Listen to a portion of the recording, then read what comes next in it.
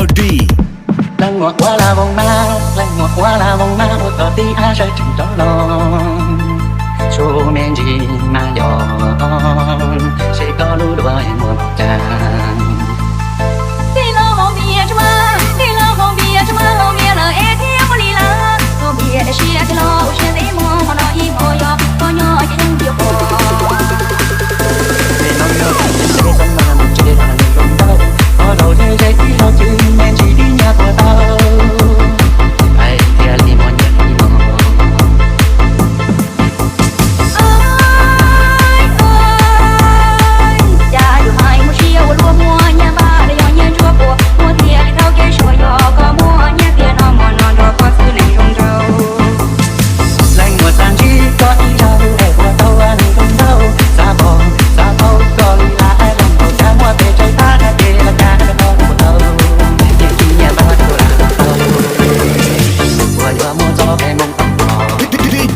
Xảo Bốn LD.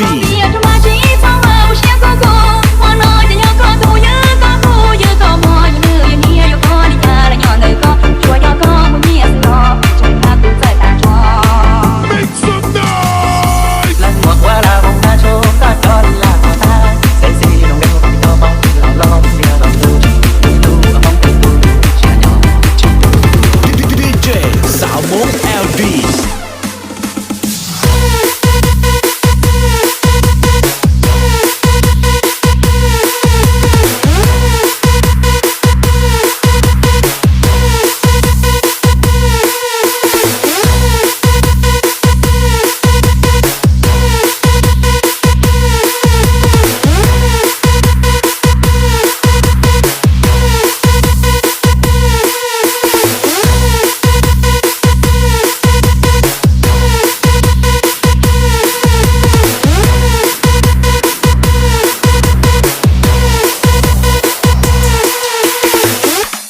Nông nhau còn đến đây sân mà một chế là người không đâu.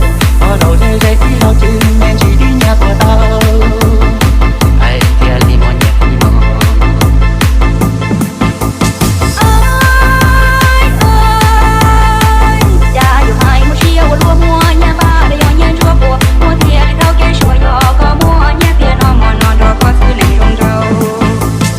Lành mùa sang chỉ có đi ra đâu để của tao anh không đâu.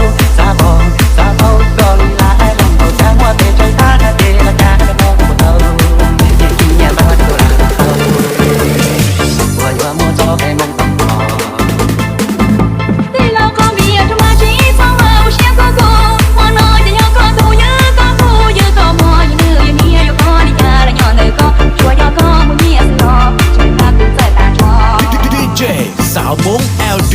Lần ngọt qua là vòng ta cho ta cho đi là của ta. Say xì đồng đêm không tao bóng lo đi là lòng tu. Tu ở bóng tình tu chia nhỏ chia tu.